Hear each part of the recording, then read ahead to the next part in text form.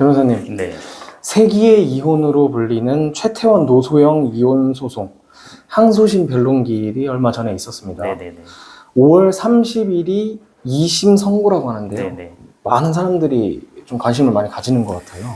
1심에서는 최태원이 노소영에게 재산 분할로 655억, 위자료로 1억 인정됐거든요. 이야. 그러니까 우리가 보면 655억도 크잖아요. 네.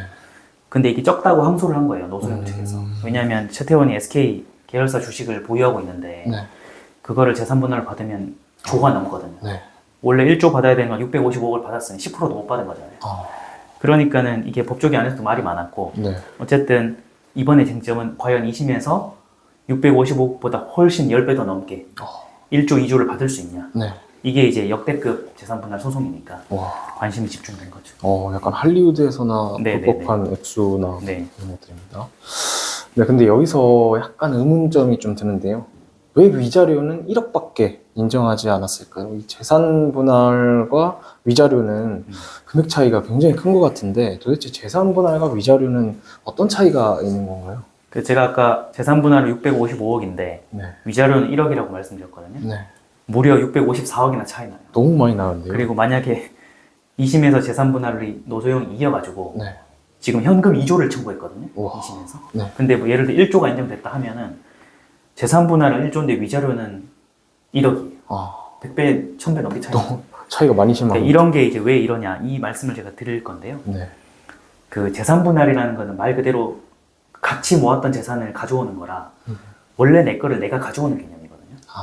원래 내 재산을 내가 가져오는 것이 남한테 받는 게 아니에요. 네. 그래서 원래 공동으로 묶여있던 거를 일부가 가져오는 개념이라 공동 재산이 많으면 많을수록 당연히 올라가는 거죠. 네. 원래 내 거니까.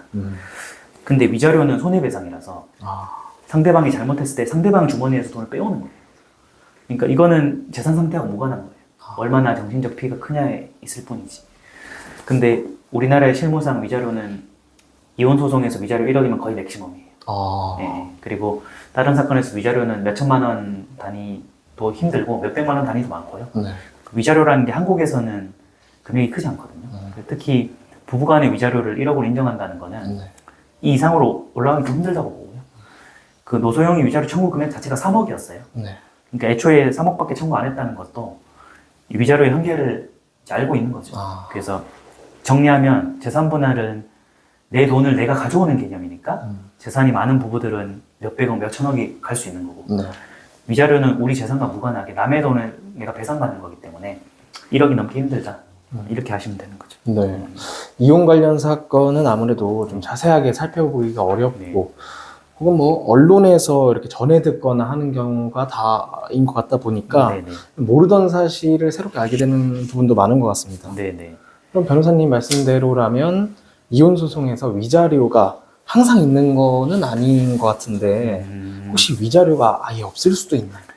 그 이혼 사유가 여러 가지 있잖아요. 네. 그 쌍방이 같이 잘못을 하거나 아니면 잘못은 없는데 너무 오랫동안 연락을 안 하거나 이럴 때는 둘 중에 한 명이 잘못한 게 아니니까 네. 위자료가 없어요. 근데 이혼 사유 중에 한쪽이 잘못해서 반대쪽에서 이혼을 청구할 때는 네. 그 유책 배우자에게 귀책이 인정되는 거니까 이럴 때 이제 위자료가 있는 거거든요. 네. 그래서 이번 사건은 최태원이 그 잘못했다는 게 인정됐기 때문에 부정행위죠. 네. 부정행위로 인정됐기 때문에 노소영이 최태원을 상대로 위자료 청구를 할 수 있는 거예요. 그러면 뭐 이를 기반으로 해서 유책 배우자도 재산 분할을 주장할 수 있는 건가요? 그 유책 배우자가 잘못한 배우자잖아요. 네. 언뜻 생각하면 잘못했는데 뭘 재산 분할을 청구할 수 있냐 이렇게 생각할 수 있잖아요. 근데 아까 말씀드린 것처럼 재산 분할은 내 돈을 내가 가져오는 거기 때문에 누구의 잘못과는 무관해요. 아무리 내가 잘못을 해도 네. 내 돈을 가져오는 거니까 상관없어요. 그래서 유책 배우자를 하더라도 위자료 청구는 못 하는데 네. 재산 분할은 청구할 수 있는 거죠.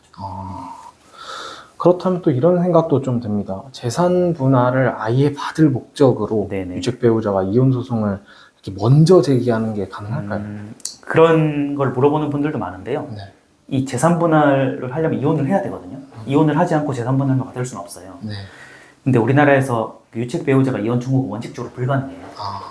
그래서 상대방이 동의하지 않는 이상 유책 배우자가 일방적으로 이혼 소송이 불가능하니까 이혼이 불가능하면 재산 분할도 불가능한 거죠. 그래서 그런 좀 악용될 소지는 없는 거죠. 예. 그러면 이번에 같이 살펴본 사례의 그 최태원 노소영 이혼 네네. 사건에서는 어떻게 되는 건가요? 이 사건은 최태원이 유책 배우자는 건 분명하고 네.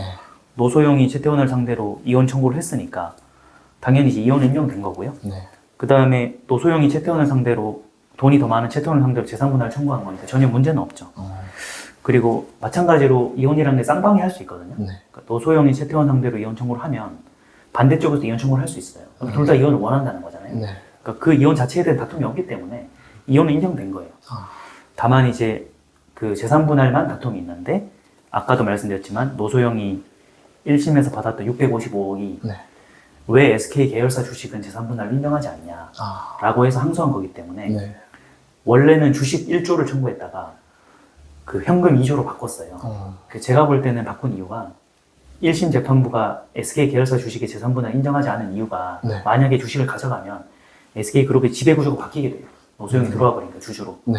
그래서 그런 경향성 위험까지 고려된 것 같아요. 그래서 제가 볼 때 노소영의 그 변호인단이 2심에서 전략을 좀 바꿔가지고 금액은 올렸는데 주식을 현금으로 바꾼 거예요. 현금으로 바꾸게 되면 전체적인 가치 평가는 똑같다 하더라도 네. 경영을 내가 침해할 소지가 없이 그냥 현금으로 받겠다 이런 의사를 표현하는 거잖아요. 그래서 그런 목적으로 현금 위주로 바꾸지 않았을까라고 저는 생각하고 요 결과가 이제 그 저희 법조계 안에서도 그렇지만 일반인들도 이제 관심의 대상이 되기 때문에 네.